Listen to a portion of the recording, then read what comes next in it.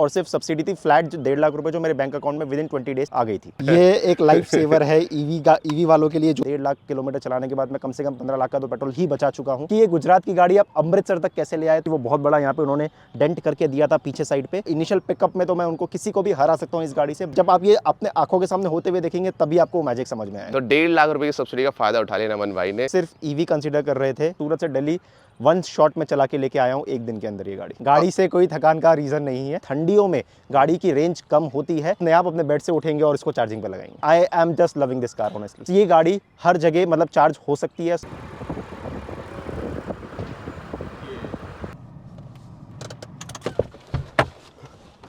दोस्तों इंडिया के अंदर सबसे मैं कहूँगा अफोर्डेबल, फैमिली ओरिएंटेड, प्रैक्टिकल गाड़ी की अगर हम बात करें तो वो टाटा की टियागो ईवी हो जाती है, जिसे हमारे नमन भाई लेके आए हैं। इस गाड़ी को चलाते हुए नमन भाई को लगभग 11 महीने हो गए हैं। 11 महीने के अकॉर्डिंग ये गाड़ी कैसा परफॉर्म कर रही है, इसमें क्या पॉजिटिव है, क्या नेगेटिव है, सर्विस कैसी है, मेंटेनेंस कैसी है, ओवरऑल टाटा के साथ क्या एक्सपीरियंस है, कंपनी कितनी रेंज बताती है, असल में कितनी रेंज मिल रही है। अगर आप इस इलेक्ट्रिक कार को लेने की सोच रहे हो तो ये वीडियो काफी काम की होने वाली है। सीधे चलते हैं नमन भाई के पास। नमन भाई वेलकम है आपका हमारे चैनल पे। Thank you. कैसे हो आप? बस बहुत बढ़िया। आज की वीडियो में नमन भाई आपसे बस हम सारी चीज चाहते हैं जेन्युइन, जो आपके साथ जैसा भी एक्सपीरियंस रहा है, चाहे वो पॉजिटिव हो नेगेटिव हो, मैं एक्सपेक्ट करता हूँ कि आप बिल्कुल वही बताओगे। और हाँ, अगर आपको भी अपना ऐसा रिव्यू देना है नमन भाई की तरह, डिस्क्रिप्शन में एक फॉर्म डाल रखा है, मैंने उसे भर दो या फिर व्हाट्सएप पे डायरेक्टली मैसेज भी कर सकते हो। ठीक है, सबसे पहले स्टार्ट करते हैं आपके परचेजिंग एक्सपीरियंस से। आपने इसे कब लिया था, कितने का लिया था? ये मैंने लास्ट ईयर मई 2024 में लिया था। ये मुझे ऑन रोड 8,85,000 के आसपास की पड़ी थी। बिकॉज उस समय गुजरात में, ये जैसे आप देख सकते हैं गुजरात की गाड़ी है, तो उस समय गुजरात में 1.5 लाख रुपए की सब्सिडी मिल रही थी। तो ये मुझे 8,85,000 रुपये ऑन रोड पड़ी आफ्टर सब्सिडी। अगर मैं वो हटाता हूँ तो मेरा बिल जो बना था 10,35,000 रुपये का बना था, इंक्लूडिंग 20,000 रुपीज़ एक्सेसरीज। तो भाई एक बार दोबारा बताना कितनी की सब्सिडी थी? 1.5 लाख रुपए की सब्सिडी थी उस समय। तो 1.5 लाख रुपए की सब्सिडी का फायदा उठा लिया नमन भाई ने। नमन भाई आई थिंक ये तो हो गई कैश वाली सब्सिडी। आपको आरटीओ पे भी मिला होगा? आरटीओ पे कुछ नहीं मिला था। नहीं, 50-60,000 रुपीज़ का फ्लैट था उस समय। गुजरात में आरटीओ पे कुछ भी नहीं मिल रहा था। सिर्फ और सिर्फ सब्सिडी थी फ्लैट 1.5 लाख रुपए जो मेरे बैंक अकाउंट में विदिन 20 डेज आ गई थी। ठीक है, तो आरटीओ के ऊपर लगा था? हाँ जी। ठीक है, वो कितने का लगा था अगर याद हो तो? 60,000 के आसपास का लगा था। 60,000 I think. Ex showroom prices की क्या 10 लाख रुपए? 10 लाख रुपए है। मेरे को 10,35,000 रुपये सब कुछ मिला के पड़ा था। बट देन उसमें 1.5 लाख रुपए की सब्सिडी हटा दो तो 8,85 की मेरे को ऑन रोड पड़ी थी। ठीक है, ग्रेट भाई। अगर मैं थोड़ा सा ओवरव्यू दूं इस गाड़ी के स्पेसिफिकेशन का, तो भाई ये एक्सट्री मॉडल है, लॉन्ग रेंज वेरिएंट है। इसके अंदर हमें 24 किलोवाट का बैटरी पैक देखने को मिलता है। कंपनी क्लेम करती है 315 किलोमीटर की रेंज, 55 किलोवाट की मोटर है जो कि फ्रंट में है, यानी फ्रंट व्हील ड्राइव ये हो जाती है। 114 न्यूटन मीटर का टॉर्क है और 70 bhp। सही बोला नमन भाई मैंने? करेक्ट। ठीक है। सो नमन भाई आपने बता दिया आपने कब खरीदी थी? ये मैंने मई 2024 में खरीदा था। ठीक है, तो आपको मोटे मोटे अगर मैं देखूं तो 1 साल होने वाले हैं। 1 साल आपको होने वाला है कुछ टाइम बाद। 1 तारीख का ही परचेज है। 1 तारीख का ही परचेज है। ग्रेट भाई ग्रेट। मैं आपसे ये जानना चाहूँगा कि जब आप इसे ले रहे थे तो आपने कोई और गाड़ी कंसिडर करी हो, टेस्ट ड्राइव ली हो? और सिर्फ ईवी कंसीडर कर रहे थे। ईवी में भी मुझे सबसे पहले ईवी ट्रायल बेसिस पे मैंने खरीदा था। मैंने होंडा अमेज जो मेरे पास थी उसको बेच के ये मॉडल लिया था, क्योंकि मेरे पास एक और घर पे रेनॉ की काइगर है जो पेट्रोल के लिए ऑलरेडी हम लोग यूज़ कर रहे हैं। मेरे पास अमेज पुरानी थी जो मुझे ऑलरेडी सेल आउट करनी थी। और मेरे को ईवी का क्रेज़ हमेशा से था। मेरे पास ओकिनावा का प्रेस प्रो मॉडल भी है जो मैं यूज़ कर रहा हूँ पिछले 4 साल से। तो मुझे हमेशा से ईवी के लिए ट्राई करने के लिए कुछ ना कुछ चाहिए था। तो इस वजह से ये गाड़ी मुझे सिर्फ ट्रायल बेसिस पे चाहिए था। इसलिए ना मैंने पंच देखा ना मैंने कुछ और देखा, मैंने सिर्फ और सिर्फ ये देखी, मुझे पसंद आई। मैंने सिर्फ एक टेस्ट ड्राइव की, विदिन 10 डेज मैंने परचेज कर ली। विदिन 10 डेज आपने कर ली। ठीक। एक चीज़ मेरे दिमाग में आ रही है मन भाई, गुजरात नंबर क्यों? क्योंकि मैं गुजरात से हूँ। ओके, आप दिल्ली में रहते हो? दिल्ली में अभी मैं रिसेंटली एक प्रोजेक्ट के लिए आया हूँ। मैं मिनिस्ट्री ऑफ आईटी में काम कर रहा हूँ। एक प्रोजेक्ट के लिए आया हूँ मैं, इसलिए मैं ये गाड़ी मैंने सूरत से GJ05 सूरत का नंबर है, सूरत से दिल्ली 1 शॉट में चला के लेके आया हूँ एक दिन के अंदर। ये गाड़ी लगभग 1100 किलोमीटर 1100 किलोमीटर चला गया है भाई। यानी जो बंदे सोचते हैं कि भाई लॉन्ग ड्राइव हम कैसे करने वाले हैं, और वो भी टियागो भी जैसे कार में, तो काफ़ी अच्छा आंसर देंगे नमन भाई। ठीक है, तो आपने गाड़ी खरीद ली, आपको सब्सिडी मिल गई और आपने परचेजिंग कर ली। आपने एक्सपीरियंस बता दें कि आपके पास पहले कौन कौन सी गाड़ियाँ थी। मैं ये जानना चाहूँगा आपका यूसेज कैसा है इस गाड़ी को लेके, आप डेली कैसे यूज़ करते हो, डेली रनिंग कितनी है आपकी? डेली रनिंग मेरी अप्रॉक्सीमेटली 50 किलोमीटर की है। मैं नोएडा रहता हूँ, नोएडा से दिल्ली मेरा रोज़ ऑफिस है जो मैं जाता हूँ मंडे टू फ्राइडे, तो 25 किलोमीटर लगभग एक साइड पड़ता है। दिन का 50 किलोमीटर का मेरा रन है। हफ्ते में मुझे, क्योंकि मैं ज़्यादा 50 किलोमीटर चलाने के बाद मैं इतना थक जाता हूँ कि मैं गाड़ी नहीं चलाता हूँ ऑफकोर्स, तो Okay. हफ्ते में एक बार चार्ज करना है मुझे, मंडे टू फ्राइडे मेरा निकल जाता है। तो आपने एक चीज़ यहाँ पे नोट कराई है कि मैं 50 किलोमीटर से ज़्यादा नहीं चलाता, थक जाता हूँ। तो एक बात बताओ, आप पहले पेट्रोल वाली चला रहे होगे, राइट? हाँ जी। तो उसमें थकावट में और इसमें थकान डिफरेंस का है? रीज़न दिल्ली का ट्रैफिक है और कुछ नहीं है। गाड़ी से कोई थकान का रीज़न नहीं है, आना और जाना, क्योंकि दिल्ली का बम्पर टू बम्पर ट्रैफिक रहता है। फिर नोएडा का जो एक्सप्रेसवे लगता है वहाँ पे भी इतना ट्रैफिक रहता है। इस चक्कर में मैं थकान की बात कर रहा हूँ। इन जनरल गाड़ी में थकान नहीं है। मैं पिछले हफ्ते ही इसको अमृतसर भी लेके गया था, यहाँ से 510 किलोमीटर है। मैं और मेरी वाइफ फुल एसी में गए थे। Okay. जो जर्नी 9 घंटे की गूगल मैप दिखाता है, हमने इस गाड़ी के साथ 10.5 घंटे में पूरी कर ली थी विद इंक्लूडिंग चार्जिंग टाइम। ठीक है, अभी हम कैसे आपने लॉन्ग रूट कवर कर रहे हैं उस पर भी आएंगे। उससे पहले मैं जानना चाहूँगा नमन भाई, जो कि हमारी ऑडियंस जानना चाहती है, बहुत ज़्यादा ही जानना चाहती है, वो है कि भाई ये वाली गाड़ी जो कि मेरे हिसाब से इस सेगमेंट की लौती गाड़ी हो जाती है। इसके अलावा MG कॉमेट आती है, लेकिन वो उतनी प्रैक्टिकल नहीं है जितनी ये वाली गाड़ी है। ये 315 किलोमीटर की रेंज बताते हैं, आपको कितने की रेंज मिल रही है? मैंने इसमें मैक्सिमम 312 किलोमीटर की रेंज निकाली हुई है खुद से एसी चलाने के साथ, क्योंकि मेरा जो रूट है कंपैरेटिवली, अगर मैं सुबह मतलब मैं बहुत कम ट्रैफिक वाले टाइम पे जाता हूं और ये गाड़ी को लेके जाता हूं विद एसी, मुझे 312 किलोमीटर की रेंज मिली हुई है, क्योंकि मैं बहुत ज़्यादा स्पीड में गाड़ी नहीं चलाता हूं। मेरी मैक्सिमम ड्राइव स्पीड ना सिर्फ ये गाड़ी का नहीं, मैं पुरानी जो अपनी अमेज यूज़ करता था या मेरे पास जो काइगर है उस पर भी मैं 75 के ऊपर नहीं जाता हूं। तो 70-75 की स्पीड में मैं चल रहा हूँ, तो ये गाड़ी जितनी कंपनी रेंज बोल रही है उतनी देती है। अच्छा, उतनी आप निकाल लेते हो? एब्सोल्युटली।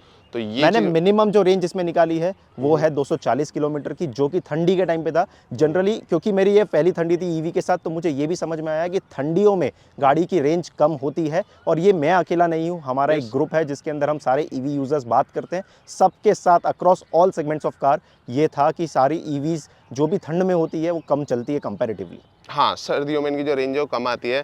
नमन में जब आपने टेस्ट कर ही लिया, तो ये भी बता दोगे कितना डिफरेंस आया था ठंड से गर्मियों के मुकाबले में? अगर मैं इसका ऑप्टिमम टेम्परेचर चलाने का बोलूँगा तो 30 डिग्री सेल्सियस के ऊपर रहेगा, तो ये सबसे ज़्यादा रेंज देती है। जब दिल्लियों की सर्दियाँ चल रही थी, 10 जा रहा था, 11 जा रहा था, 12 डिग्री जा रहा था, तब मेरे को ये मिनिमम 240 किलोमीटर की रेंज दे रही थी। मैं उससे ज़्यादा चलाना की कोशिश भी नहीं कर रहा था, क्योंकि मेरी बैटरी अप्रॉक्सीमेटली 15% पे आ जा रही थी, तो मुझे उसको चार्ज करना ही पड़ रहा था। डिफरेंस मैं कितना मानूं, 20-30 किलोमीटर का डिफरेंस आया था? 30-35 किलोमीटर, 40 किलोमीटर का, यस एब्सोल्युटली। ठीक। अगर हम चार्जिंग की बात करें तो ये है चार्जिंग पोर्ट, कैसे कैसे चार्ज होता है एक बार बताएंगे? गाड़ी एसी चार्ज हो सकती है और डीसी चार्ज हो सकती है। मैं जनरली जो घर पे चार्ज करता हूँ वो सिर्फ एसी चार्ज करता हूँ। मेरे पास जो कंपनी ने 3.2 किलोवाट आवर का चार्जर दिया है वही मैं यूज़ करता हूँ। अगर मैं लॉन्ग रूट पे बाहर जा रहा हूँ तो मैं 100% डीसी चार्ज यूज़ करता हूँ, जो 1 घंटे में गाड़ी को मेरी 10% से 80-85% तक चार्ज कर देती है, जो कि मेरे को आगे दूसरे चार्जिंग स्टेशन तक जाने के लिए महत्वपूर्ण रहता है। ठीक है, अगर मैं बात करूं घर पे चार्जिंग की, तो उसमें कितना टाइम लगता है, कितने से कितने परसेंट होता है? अप्रॉक्सीमेटली मैं इसको कभी 10% से नीचे ले जाना बहुत कम कोशिश करता हूं। तो 10% से अगर मैं 100% भी लगा रहा हूं तो मुझे 10 घंटे के अंदर ये गाड़ी पूरी चार्ज हो जाती है। तो मैं रात को 9 बजे लगा रहा हूं, मुझे सुबह 8 बजे ऑफिस जाना है, तो सुबह 7 बजे तक मुझे ये गाड़ी फुल चार्ज मिलती है। हाँ, ठीक है। मैं ये क्वेश्चन इसलिए पूछ रहा हूँ कि जो बंदे ईवी पे आना चाहते हैं ना, उनके दिमाग में एक चीज़ हो जाती है कि यार कौन चार्जिंग का झंझट पाले यार, कौन डेली चार्ज करे, कौन हफ्ते में 2 बार चार्ज करे, कोई वीकली चार्ज करे। तो उसके ऊपर मतलब आपका क्या है, आप जब पहले यूज़ कर रहे थे, जब फर्स्ट टाइम यूज़ कर रहे थे या फिर स्टार्टिंग में यूज़ कर रहे थे, जब कैसा एक्सपीरियंस था और अब कैसा एक्सपीरियंस है? आज भी वही एक्सपीरियंस है, सीमलेस है। It's like charging your phone. आप अपने फ़ोन को चार्ज करते हैं, थोड़ा एफर्ट्स लगता है एब्सोल्युटली, इसमें भी थोड़ा एफर्ट लगेगा, बट जब आप इसको कॉस्ट कैलकुलेट करोगे, जो आप पेट्रोल गाड़ी में 10 रुपये किलोमीटर जा रहे हो और जब ये गाड़ी आपको 1-1.25 रुपये किलोमीटर पे पड़ रही है, तो वो आप अपने बेड से उठेंगे और इसको चार्जिंग पे लगाएंगे। नाइस अंजर भाई, नाइस। अब उस बात पे आ जाते हैं, मनी सेविंग यहाँ पे कितनी हो रही है, पेट्रोल सेविंग भी से हम कह सकते हैं।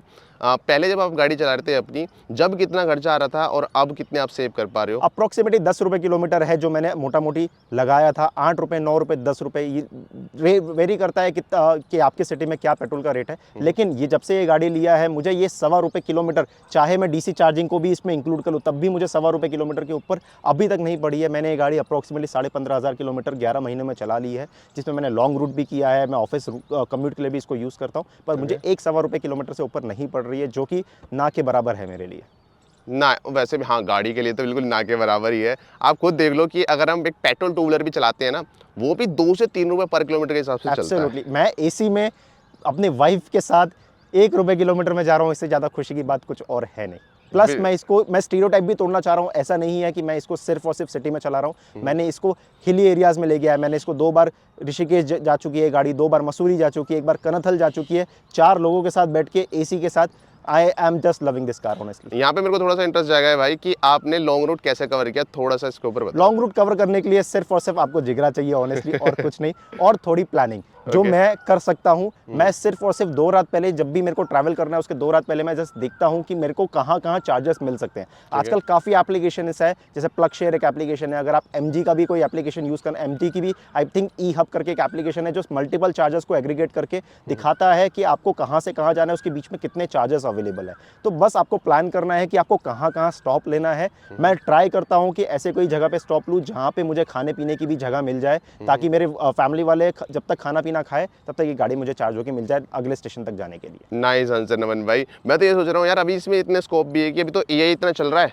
फ्यूचर में एक्सपेक्ट कर रहा हूँ कोई एक ऐसा ऐप आ जाएगा जो कि इतना सीमलेस कर देगा ना, जो हमें कैलकुलेशन अभी करने को पड़ रही है फ्यूचर में, आई थिंक वो भी ना करनी पड़े। स्टैटिक एक्चुअली आपको ये करके दे रहा है। स्टैटिक ने काफ़ी एग्रीगेटर्स को एक साथ अपने प्लेटफॉर्म पे लेके आ गया है। जैसे आपको अभी आप देखेंगे इंडिया में सबसे सस्ता चार्जर जो अवेलेबल है वो शायद BPCL का है। तो BPCL का पेट्रोल पंप्स पे जो चार्जर है वो 14 रुपये किलोवाट पे आपको पड़ रहा है प्लस GST। लेकिन वो उसमें सबसे बड़ा प्रॉब्लम ये था कि भारत पेट्रोलियम की एप्लीकेशन पे वो इतने अच्छे से चलता नहीं था। लेकिन जब से उसको स्टैटिक ने अपने अंदर ले आया है, स्टैटिक के थ्रू वो बहुत सीमलेसली तरीके से चल रहा है। जैसे ग्लीडा हो गया, स्टैटिक खुद का हो गया, चार्ज जोन का हो गया, फिर BPCL का हो गया। स्टैटिक इस स्टीरियोटाइप को भी तोड़ रहा है कि मल्टीपल चार्जर्स को अपने प्लेटफॉर्म पे लेके आने के बाद हम जैसे लोगों के लिए बहुत इजी कर रहा है कि एक एप्लीकेशन के थ्रू हम कोई भी चार्जर्स के थ्रू हमारी गाड़ी चार्ज कर सकते हैं। नमन भाई आपने यार चार्जर भी सारे यूज़ कर रखे हैं सारे, ठीक है, तो एक बार इसके ऊपर भी थोड़ी रोशनी डालो कि आपको किसका एक्सपीरियंस थोड़ा सा अच्छा लगा और किसका थोड़ा एवरेज लगा। सबसे अच्छा टाटा पावर है। टाटा की गाड़ी है इसलिए नहीं कह रहा हूँ। टाटा पावर का चार्जर्स थोड़ा एक्सपेंसिव है, 21 रुपीज़ पर किलोवाट पड़ता है, प्लस GST पड़ता है, बट सीमलेस है। मोमेंट आप इसको प्लग इन करते हो, एप्लीकेशन में स्टार्ट करते हो, गाड़ी चार्ज हो जाती है। सिमिलरली स्टैटिक भी काफ़ी अच्छा है। जो मुझे थोड़े बहुत इश्यूज़ आए हैं वो चार्ज जोन के साथ आए हैं, कभी कभी ग्लिडा के साथ भी आए हैं और कभी कभी भारत पेट्रोलियम के साथ भी आए हैं। बट मोर और लेस ये गाड़ी हर जगह मतलब चार्ज हो सकती है, सारे चार्जर्स में कंसिस्टेंट है।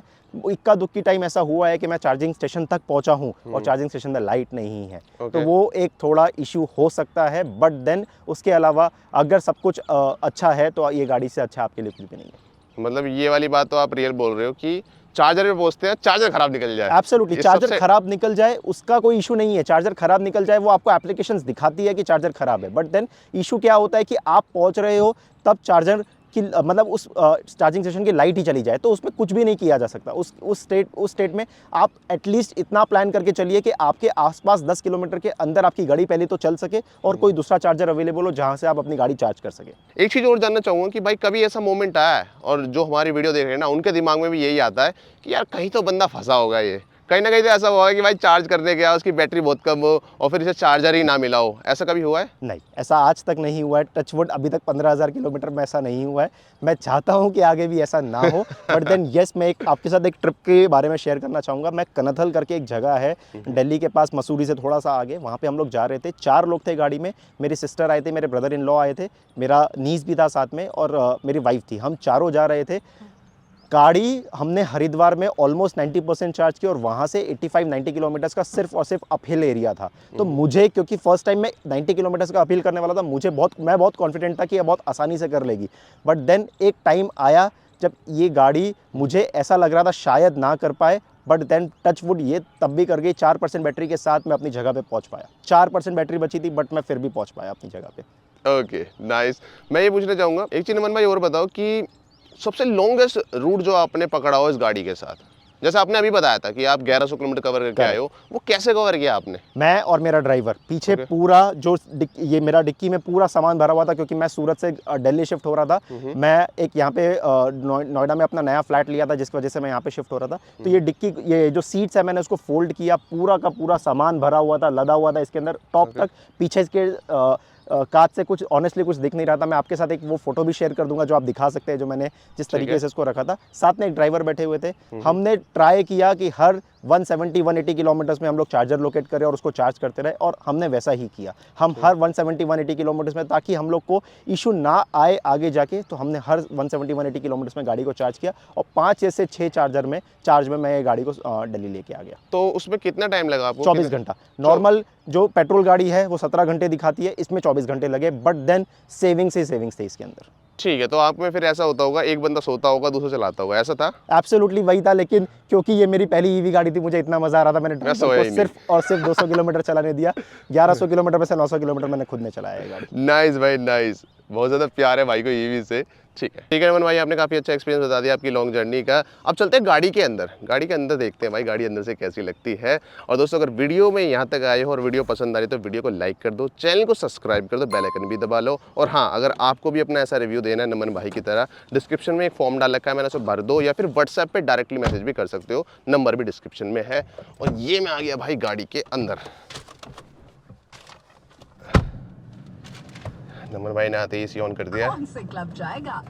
FM भी ऑन है, तो कुछ ये वाइब क्रिएट होती है भाई गाड़ी के अंदर। गाड़ी काफ़ी नई नई लग रही है, काफ़ी क्लीन है भाई। नमन भाई काफ़ी अच्छी तरह मेंटेन करते हो। Thank you.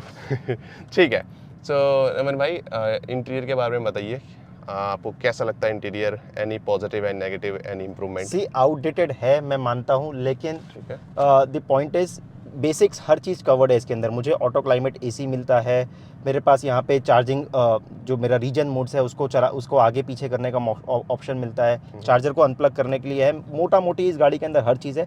2-3 चीज़ें जो मैं मिस बोलूँगा कि मेरे को फ़ोन रखने के लिए डेडिकेटेड अपराइट पोजीशन में जगह नहीं, स्पेस नहीं मिलती है, मुझे फ़ोन इस तरीके से रखना पड़ता है। एक चीज़ जो अभी भी टाटा वालों को सॉल्व करनी चाहिए वो है आर्मरेस्ट देने का। ये आर्मरेस्ट मैंने आफ्टर मार्केट लगाया है, सिर्फ 500 रुपये का पड़ता है, but then armrest is absolutely mandatory, जो हर गाड़ी में होना चाहिए, तो वो टाटा वालों को सॉल्व करना चाहिए। उसके अलावा इस गाड़ी में ऐसा कोई मिस नहीं है जो मुझे लगता है। आजकल थोड़ी बड़ी स्क्रीन्स आती है, बट देन जितना बड़ा स्क्रीन होता है उतना ज़्यादा डिस्ट्रैक्शन होने की चांसेस होते हैं, तो I am okay with this. Okay. जो मटेरियल है या फिर जो कलर्स है वो आपको कैसे लगते हैं? Is it good to you, और या फिर इसमें भी कोई इंप्रूवमेंट आपको नजर आती है? सी वो सब्जेक्टिव है, मेरे लिए इट्स ऑल गुड। ब्लैक दिख रहा है, थोड़ा आपको सिल्वरिश कलर भी यहाँ पे दिख रहा है, गोल्डन कलर भी यहाँ पे दिख रहा है, दैट इज़ ओके। मतलब वो आपको जो भी कलर्स है वो सब्जेक्टिव है, मेरे लिए दिस इज़ ऑल गुड। जो एक चीज़ टाटा वाले इंप्रूव कर सकते हैं जस्ट, लेकिन मैं कंप्लेंट नहीं करूँगा क्योंकि ये गाड़ी बहुत ज़्यादा एक्सपेंसिव नहीं है। 8,80,000 रुपये की, जैसे मैंने आपको बताया था। आप सीट को थोड़ा लेदरेट बना देते तो ज़्यादा बेटर होता, जो ये लोग अपने टॉप मॉडल पर ऑलरेडी दे रहे हैं। But this is something which if they can offer in base models also long range के, that would be great। नमन भाई, एसी के बारे में भी मुझे बताओ। ये एसी हमने ऑन कर दिया है, कितना टाइम लेता है, कितना इफेक्टिव है? दिल्ली के अगर हम गर्मी में देखें तो अभी कैसा वर्क कर रहा है? अभी तक क्योंकि टेम्परेचर्स बहुत ज़्यादा हाई नहीं गए हैं, 37-38 डिग्रीज तक जा रहा है, इसमें कोई एसी में कोई इशू आ नहीं रहा है। हाँ, इसमें ईवीज़ जो भी ले रहे हैं उसके लिए एक आंसर मैं ये पहले देना चाहूँगा कि ईवीज़ में सबसे पहला काम है कि ईवीज़ में गाड़ी जो एसी का काम है वो पहले बैटरी को ठंडा करना है, फिर कैबिन को वो ठंडा करता है। तो हो सकता है 5 मिनट थोड़ा लेट हो जाए, बट देन एसी इफेक्टिव है, गाड़ी छोटी है, टेम्परेचर आपको अंदर बैठ के कैबिन में कभी भी गर्मी का महसूस नहीं होगा। एसी अभी तक टचवुड बहुत अच्छा चल रहा है। और सीट वगैरह कैसी लगती है? सीट कंफर्ट, पोजीशन, हैंडलिंग, इस सब के बारे में? कोई इशू नहीं है। सीट मैं जैसे बताया लेदरेट हो सकती थी, उसके अलावा कोई इशू नहीं है। सीट अच्छे से पीछे हो सकती है, रेक्लाइनिंग में भी कोई इशू नहीं है, मैं जितना चाहूँ उतना रेक्लाइन कर सकता हूँ इस सीट को। प्लस इसमें टिल्ट एडजस्टमेंट नहीं है, आप ऊपर नीचे कर सकते हो, सिर्फ आगे पीछे नहीं कर सकते। वो होता तो काफ़ी अच्छा होता, लेकिन ज़्यादा कंप्लेंट नहीं कर सकते। जैसे मैंने बताया गाड़ी उतनी एक्सपेंसिव नहीं है कि आपको वो सारी चीज़ें भी इस गाड़ी के अंदर मिल सके, बट मिलती तो वो बहुत अच्छा होता। ठीक है। कोई भी लैग वगैरह स्टार्ट करने में ऐसा होता हो कि यार 2 बार स्टार्ट करनी पड़ रही है, या फिर कोई हैंग वाली प्रॉब्लम हो कि यार स्टार्ट नहीं हो रही एक बार में, कुछ बंद चालू करना पड़ रहा हो, ऐसा कोई एक्सपीरियंस? कभी भी नहीं, आज तक टचवुड ऐसा कभी भी नहीं हुआ है। मैंने देखा है सर्दियों में लोगों को पहले जो कंबशन इंजन गाड़ी चलाते हैं उनको गाड़ी को गर्म करना पड़ता है, Right. बट इसके लिए इसमें ऐसा कुछ भी नहीं है। एक चाबी घुमाइए, गाड़ी को ड्राइव मोड पे डालिए और चलाना चालू कर दीजिए। कोई गाड़ी को गर्म करने की ज़रूरत नहीं है, कुछ गाड़ी को ठंडी करने की ज़रूरत नहीं है। It's all with in single rotation of your की। आगे वाली सीट तो मुझे काफ़ी अच्छी लगी थी, कोई भी मुझे दिक्कत नहीं हुई बैठने बूठने में। पीछे एक बार मुझे देखना है क्योंकि हम इसे एज ए फैमिली कार लेते हैं भाई, तो कुछ भाई। नमन भाई, आपकी हाइट 5'9"? 5'8" के आसपास है। ये मेरा ड्राइविंग पोजीशन है, इतना ही मैं गाड़ी की अपनी ड्राइविंग पोजीशन पे सीट को पीछे करके रखता हूँ, और उसके बाद भी इनफ स्पेस है पीछे बैठने के लिए, कोई इशू नहीं दिखता है मुझे। हाँ, अंदर थाई सपोर्ट थोड़ा बेटर हो सकता था, but then it is okay, इसमें कोई इशू नहीं लग रहा। एक जो कमी है इसके अंदर वो है कि पीछे आपके लिए जो हेडरेस्ट है वो एडजस्टेबल नहीं है, क्योंकि ये बेस मॉडल है लॉन्ग रेंज का, इसलिए इसके अंदर नहीं है। उन्होंने इससे हायर वेरिएंट में वो चीज़ दी हुई है, बट यहाँ पे भी ये चीज़ डाल देते तो काफ़ी अच्छा लगता। यहाँ पे कुछ इंप्रूवमेंट की ज़रूरत हो आपको, कि यहाँ पे कुछ मिसिंग हो या फिर अच्छा किया जा सकता है? अभी भी मुझे ऐसा लगता है कि टॉप रेंज एटलीस्ट कम से कम टॉप में तो वो लोग पीछे आर्मरेस्ट दे सकते हैं, जो आज भी नए मॉडल्स में भी नहीं है अवेलेबल। बट देन कोई भी गाड़ी हो, मुझे ऐसा लगता है कि उनमें आर्मरेस्ट की ज़रूरत हमेशा होती है। ठीक है, ये मैं कह सकता हूँ आपकी प्रायोरिटी में आता है एक, हाँ जी, है हाँ ना? जी। ठीक है, बाकी यहाँ पे भी आपको थोड़ा स्पेस दिख जाता है सामान वगैरह रखने को, चार्जर यहाँ पे, और जो वो होते हैं एसी वेंट यहाँ पे नहीं है। चलते हैं भाई, एक बार बूट स्पेस भी देख लेते हैं कितना है।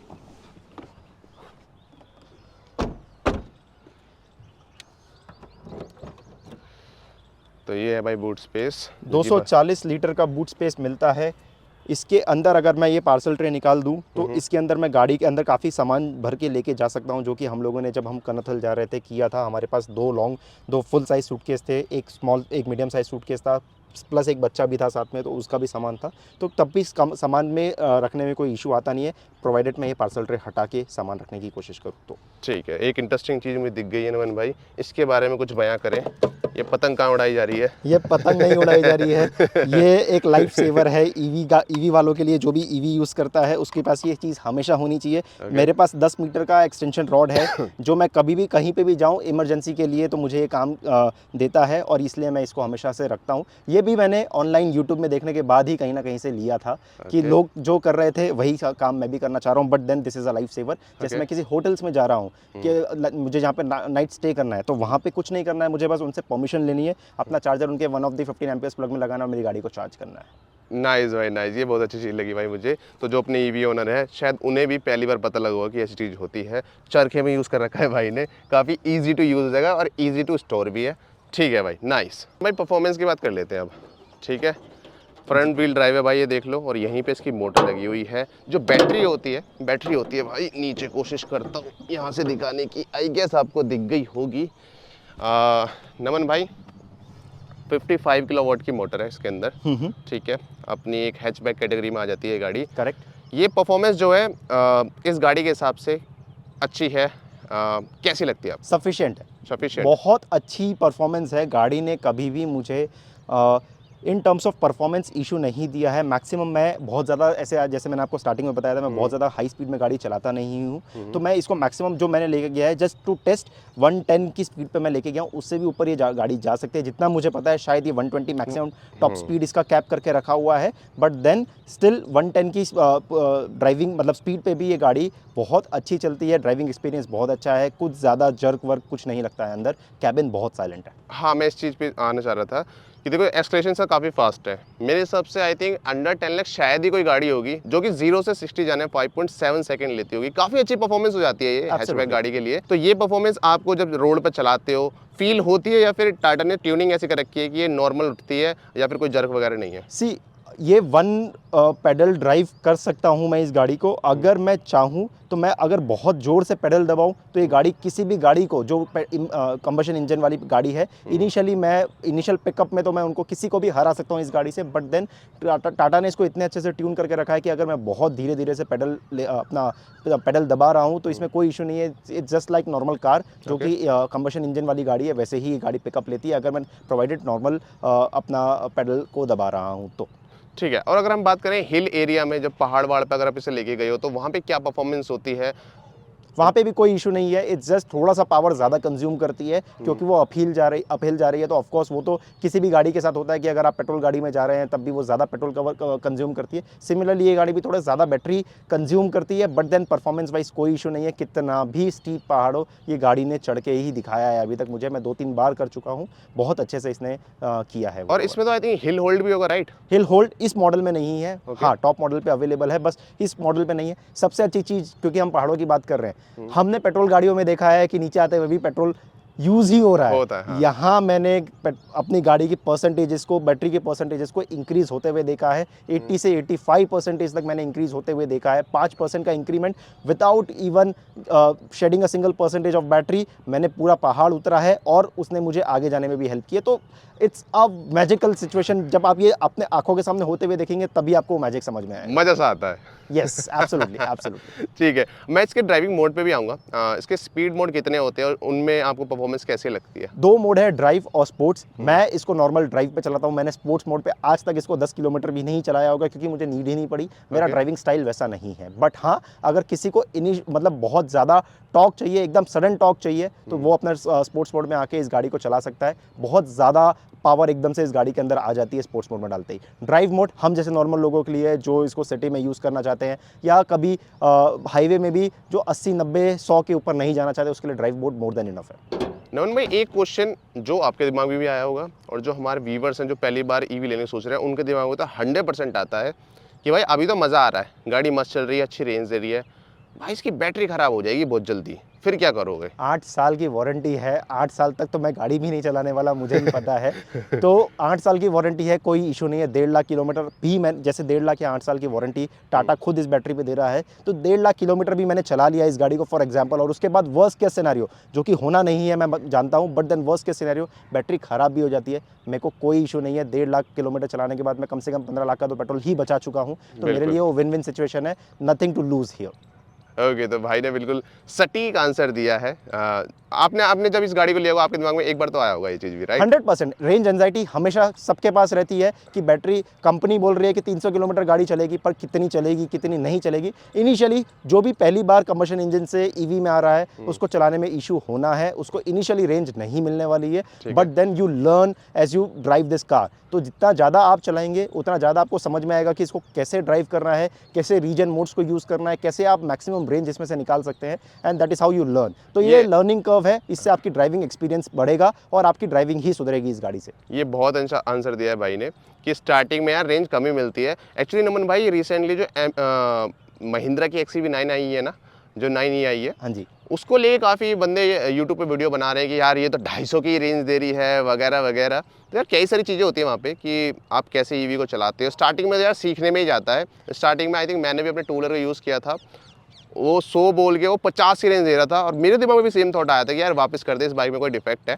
लेकिन हाँ, धीरे धीरे आप सीखते चले जाते हैं। जैसे नमन भाई ने बताया कि 300 के अराउंड भी रेंज निकाल लेते हैं। नमन भाई, अब मैं आऊँगा इसके मेंटेनेंस पे। कभी कोई पार्ट बदला हो, कभी गाड़ी ठुक वगैरह गई हो, कोई ऐसी चीज़ हुई जिसके वजह से आप सर्विस सेंटर जाना पड़ा हो, वो एक्सपीरियंस शेयर करो। एब्सोल्युटली। सर्विस सेंटर, ये गाड़ी के आने के 15-20 दिन के अंदर ये गाड़ी का एक्सीडेंट हो चुका था, ठुक गई थी, जो कि अनफॉर्चुनेट था, बट देन वो मेरी ही गलती थी। मैं अपनी वाइफ को गाड़ी सिखा रहा था, वो इनिशियली गाड़ी सीख रही थी, 10 दिन उसको चलाते हुए नहीं थे कि मैंने उसको अंडरग्राउंड पार्किंग करने के लिए बोल दिया, एंड अनफॉर्चुनेटली वो कंट्रोल नहीं कर पाई और पिलर पे जाके गाड़ी लग गई थी। बट इंश्योरेंस में कवर हो गया, गाड़ी हफ्ते भर के अंदर मेरे पास वापस बन के आ गई थी नई जैसी। ठीक है। सर्विस के एक्सपीरियंस पे आते हैं, कितने रुपए लगते हैं और क्या खर्चा वगैरह होता है। लोगों के दिमाग में ये होता है कि ईवी में सर्विसिंग एक्चुअल में होती क्या है, कितनी कॉस्ट आती है, पेट्रोल वाली से ज़्यादा होती है, कम होती है, इसके बारे में बताओ। तो सर्विस इसके अंदर कुछ ज़्यादा लगती नहीं है। आप देखा जाए तो सर्विस इस गाड़ी के अंदर सिर्फ मोटर है और बैटरी है, जो कि ज़्यादा सर्विस रिक्वायरमेंट होती नहीं है। तो अभी तक 3 सर्विस इस गाड़ी की हो चुकी है, जो तीनों 3 फ्री थी, लेबर पूरा फ्री था। बट देन जब भी आगे भी अगर आपको सर्विस करानी है तो शायद 1500 रुपये के आसपास का कुछ चार्जेस है, जो टाटा मुझे बता रहा था। उसके अलावा इस गाड़ी के अंदर कुछ नहीं है। जो आप नॉर्मल आपके ब्रेक फ्लूइड्स है वो चेंज होते हैं, ब्रेक पैड्स चेंज होते हैं। इसमें इंजन है तो इंजन में ट्रांसमिशन ऑयल लगता है, जो आपको हर 30,000 किलोमीटर के अंदर चेंज कराना है, जो कि 1500 रुपये का खर्चा है। उसके अलावा मोटा मोटा इस गाड़ी के अंदर कुछ खर्चा नहीं है। आप ये समझ के चलिए कि आप इसके अंदर जो आप अपनी पेट्रोल गाड़ी के अंदर या डीजल गाड़ी के अंदर अगर आप साल का 10,000 रुपये का खर्चा कर रहे हैं सर्विसिंग के लिए, तो ये गाड़ी के अंदर आपको 2 से 2,500 रुपये के अंदर वो भी हो जाएगा। नाइस भाई, नाइस। ठीक है। अगर मैं बात करूं कभी राह चलते आपकी गाड़ी रुक गई हो, आपको RSA को बुलाना पड़ा हो, ऐसा कभी कुछ? एब्सोल्युटली नहीं, अभी तक तो नहीं हुआ। बट हाँ, इस गाड़ी के साथ टाटा RSA देता है, बट अभी तक ये एक बार भी मेरे साथ नहीं हुआ कि RSA मुझे बुलाने की ज़रूरत पड़ी है, क्योंकि ये गाड़ी ने कभी भी मेरा साथ नहीं छोड़ा है। हाँ, एक सर्विस के अंदर जो मैं फ्लॉ बताना चाहूँगा वो ये है कि 2 बार जब मेरे साथ ये गाड़ी 2 बार सर्विस सेंटर जा चुकी है, तो दोनों बार सर्विस सेंटर वालों ने ये गाड़ी को ठोक के दिया था मुझे। बट देन उन्होंने सामने से क्योंकि मुझे पता था कि वो बता देंगे, नहीं बताते तो मुझे दिख जाता क्योंकि वो बहुत बड़ा यहाँ पे उन्होंने डेंट करके दिया था पीछे साइड पे। बट देन अनफॉर्चुनेट था, बट उनसे सर्विसिंग के टाइम पे गाड़ी पिलर पे लग गई थी और यहाँ पे बहुत बड़ा डेंट आया था। But then they were quick और उन्होंने मुझे तुरंत व्हाट्सएप ग्रुप पे इंटीमेट कर दिया था कि सर ये हमसे हो चुका है, हम आप जैसा चाहेंगे वैसा रिजोल्यूशन हम आपको करके देंगे। तो वो टाटा की गलती है, टाटा थोड़ा इंप्रूव कर सकता है, but then that can happen to any car, it's a normal human error that can happen with anyone, right. तो मुझे कुछ ज़्यादा उसमें इश्यूज नहीं है, but then they were quick to turn around and give me the resolution with this. ठीक है, तो उन्होंने यहाँ पे इसे रिपेयर कर दिया। एब्सोल्युटली। ठीक है, नाइस। तो नमन भाई, हमने ऑलमोस्ट सारी बातें कर ली हैं इस गाड़ी के बारे में, जो भी आपका एक्सपीरियंस था उसके अकॉर्डिंग आपको इस गाड़ी में क्या पॉजिटिव लगा है, क्या नेगेटिव लगा है। पॉजिटिव की पहले बात करते हैं। पॉजिटिव है, आपकी बचत हो रही है, आप चला रहे हैं गाड़ी तो आपको ऑलमोस्ट फ्री रेट पे ये चल रही है, साइलेंट गाड़ी है, आप एनवायरनमेंट को बचा रहे हो, जो कि आज इतना पोल्यूशन हो रहा है। वो मेरे दिमाग में सबसे आखिरी पॉइंट था ऑनेस्टली, बट देन वो भी वन ऑफ द पॉइंट्स है। गाड़ी साइलेंट है, चलने में कोई इशू नहीं है, हर जगह कवर कर लेती है। मैं वो स्टीरियोटाइप भी तोड़ना चाह रहा हूँ कि इसको बाहर दूसरे सिटीज़ में ट्रैवल नहीं लेके जा सकते, वो मैं ट्रैवल करके भी दिखा रहा हूँ। लोग मुझसे एक्चुअली पूछते भी है कि गुजरात की गाड़ी आप कहाँ अमृतसर जब मैं लेके गया तो लोगों ने मुझसे वहाँ पर भी पूछा कि ये गुजरात की गाड़ी आप अमृतसर तक कैसे ले आए। तो वो एक स्टीरियोटाइप है जो ये छोटी सी गाड़ी होने के बावजूद हम लोग तोड़ने की कोशिश कर रहे हैं। ये भी एक वन ऑफ द पॉजिटिव्स है। दी अदर पॉजिटिव इज कि इसका सर्विस कॉस्ट कुछ भी नहीं है, ना के बराबर आपका सर्विस कॉस्ट है, रनिंग कॉस्ट आपका जीरो है।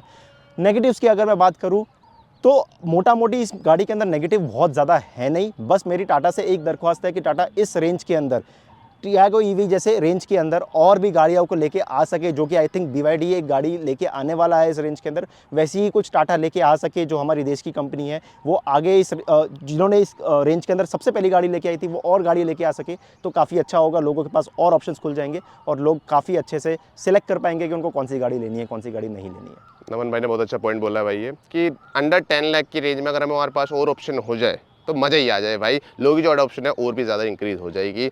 नमन भाई, एक चीज़ और पूछता हूँ मैं अपने जितने भी भाई आते हैं चैनल पे, कि 10 में से कितने रेटिंग दे हुए अपने एक्सपीरियंस के अकॉर्डिंग? 9, 100% 9। थोड़ी बहुत नेगेटिव्स है जो मैंने बताया है कि आर्मरेस्ट हो सकता था, लेदर सीट्स हो सकती थी, पीछे आर्मरेस्ट हो सकता था। वो चीज़ों को छोड़ के मेरे को टाटा से कोई इशू नहीं है इस गाड़ी के अंदर। ये गाड़ी जबकि बॉर्न ईवी प्लेटफॉर्म पे नहीं भी बनी है तब भी उन्होंने इतना अच्छा इसको ट्यून किया हुआ है कि मुझे कोई नेगेटिव्स लगते नहीं है इस गाड़ी के। काफ़ी अच्छी गाड़ी है। I would give this car 9 out of 10। ठीक है, और अगर मैं पूछूँ कि आप दूसरे बंदे को ये गाड़ी सजेस्ट करोगे या नहीं आज के ज़माने में?